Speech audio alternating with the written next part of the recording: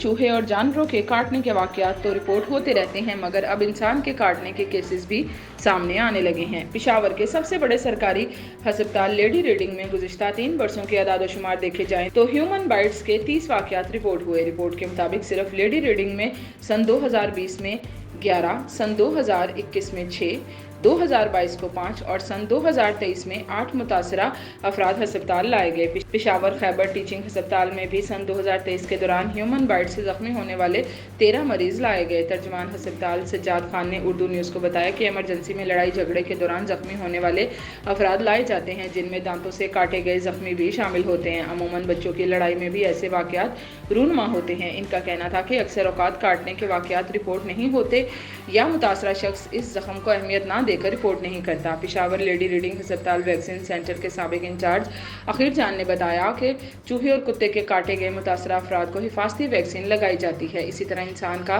काटना भी मुतासिर कर सकता है। ऐसे मरीज को इमरजेंसी में TTT का इंजेक्शन लगाया जाता है। उन्होंने कहा कि अगर इंसान को काटने वाले शख्स को रेबीज का मर्ज हो तो दूसरे शख्स को इसकी वैक्सीन लगाना बहुत ज़रूरी होती है। इसी तरह अगर किसी शख्स को हेपेटाइटिस A या B की बीमारी है तो फिर इसके लिए अलग वैक्सीन मौजूद है। वैक्सीन एक्सपर्ट अखीर जान के मुताबिक बाज़ केसेस में दांतों से काटे गए जख्म गहरे हो जाते हैं, जो किसी जानवर के काटने से ज़्यादा मुतासिर करते हैं।